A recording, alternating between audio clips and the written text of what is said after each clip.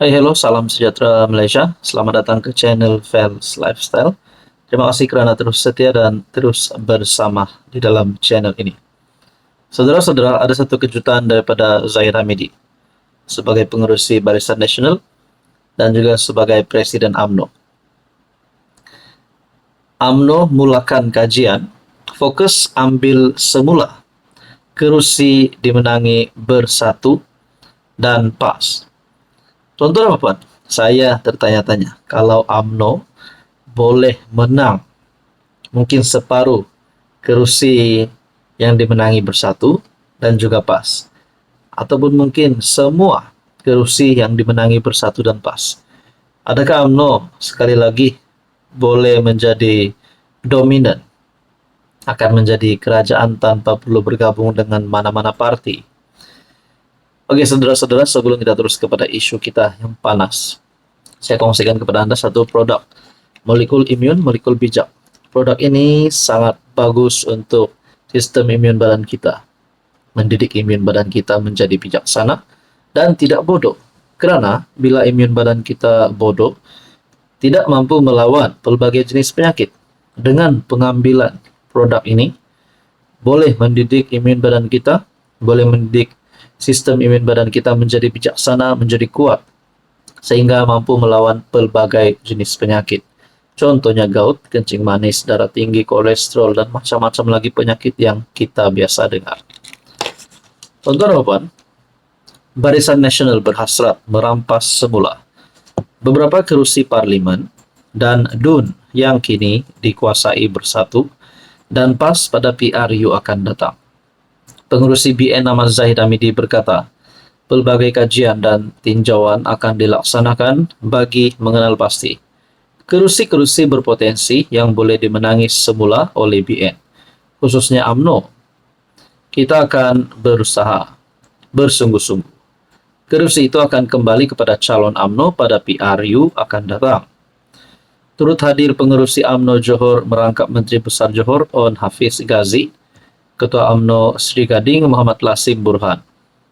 Ahmad Zahid yang juga Presiden UMNO turut mengingatkan ahli parti agar tidak terpengaruh dengan naratif UMDAP yang dimainkan pembangkang, sambil menjelaskan bahwa kerjasama politik yang terbentuk kini adalah antara gabungan BN dan PH. Yang berkawan ialah BN dan PH. Dalam BN ada MCA dan MIC. Dalam PH ada DAP, PKR dan Amanah. Jadi jangan terpedaya dengan propaganda pembangkang yang mahu memecah belahkan BN dan PH, supaya mereka boleh tebuk atap semula, kata Ahmad Zahid. Oh, nampaknya Ahmad Zahid sudah mendedahkan. Mereka ini mungkin nak tebuk atap lah agaknya. Jadi, Ahmad Zahid sebagai timbalan Perdana Menteri pun sudah kata, jangan terpedaya. Ahmad Zahid berkata, kerjasama politik yang terjalin ketika ini adalah realiti yang perlu difahami semua ahli demi memastikan kestabilan kerajaan terjamin dan UMNO dapat kembali menjadi parti dominan. Saya tertanya-tanya, kalau UMNO akan jadi parti dominan semula, adakah kerjasama dengan PH yang ada hari ini akan dikekalkan ataupun mereka tidak perlu lagi bersama-sama dengan Anwar untuk menang pada PRU 16? Itulah kita nantikan saja. Ataupun juga saudara-saudara, adakah mungkin boleh pakatan baru mungkin antara Bersatu, PAS dan UMNO untuk bersama-sama pada PRU 16? Tapi itu mungkin persoalan lah, sebab tadi pun dengan kenyataan Zahid sedemikian pun kita dapat lihat sokongan Zahid terhadap Anwar Ibrahim. Tuan-tuan, apa komen Anda? Hai, hello, salam sejahtera Malaysia. Selamat datang ke channel Fels Lifestyle. Terima kasih kerana terus setia dan terus bersama di dalam channel ini. Tuan-tuan dan puan, apa yang berlaku kepada Tun Mahathir? Apa yang berlaku kepada Mahathir setelah beliau dikecam ataupun dicemooh? Tun Mahathir dihujani cemuhan selepas Perli Anwar sebagai bapa FDI. Nampaknya kekebalan Anwar Ibrahim sebagai Perdana Menteri tidak dapat ditembusi oleh Tun Mahathir. Ada yang kata Tun Mahathir patut rehat saja. Jangan lagi ganggu Anwar, jangan lagi terlibat politik, dan macam-macam lah gesaan kepada Tun supaya rehat saja di rumah. Tapi kita dapat lihat, tengoklah apa yang Tun lakukan. Selepas Perli Anwar, beliau pula kena. Oke, sebelum kita teruskan kepada isu kita, saya kongsikan kepada Anda, ini adalah produk yang sangat bagus, sangat baik untuk sistem imun badan kita. Ini adalah molekul imun, molekul bijak. Apa kepentingan utama produk ini? Adalah untuk membina semula sistem imun badan kita menjadi kuat dan bijaksana. Karena bila imun kita jadi bodoh, imun kita tidak tahu apa nak lakukan di dalam sistem imun, ia akan jadi bodoh dan tidak dapat melawan penyakit.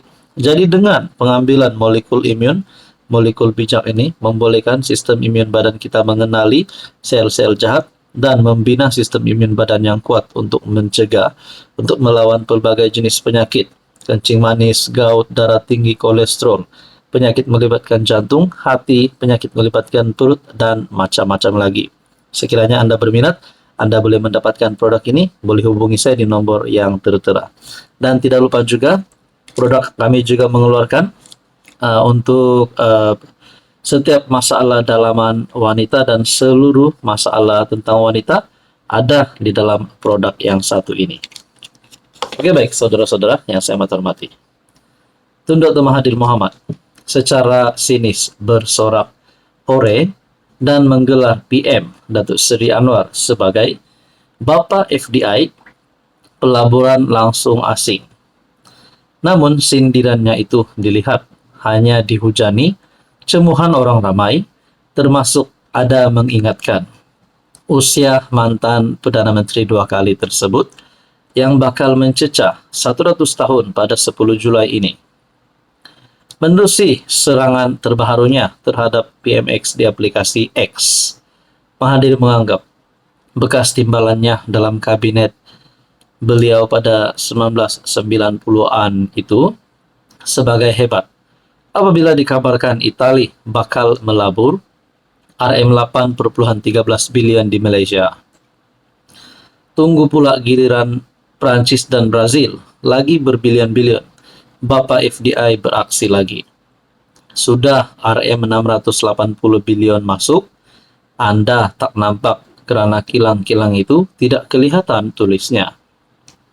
Pengasas Parti Pribumi Bersatu Malaysia Bersatu dan Parti Pejuang Tanah Air itu turut menyebut tentang maha miskin yang dilihat sindiran kepada perkataan maha kaya yang sebelum ini lazim disebutkan BMX. Dalam masa yang sama, golongan maha kaya perlu bayar cukai, bukan maha miskin. Entah bagaimana, secara tidak langsung, yang miskin juga menderita, dakwa Mahathir yang pernah dilapor. Sebuah portal memiliki kekayaan sebanyak ES 40 bilion, bersamaan kira-kira RM 188 bilion. Sehubungan itu Mahathir meneruskan sindirannya yang ingin PMX mengadakan lebih kerap kunjungan ke seberang laut bagi membawa pulang lebih banyak FDI. Kita mahukan lebih banyak lawatan ke luar negara, supaya lebih banyak FDI gaib akan masuk, tomah Mahathir lagi.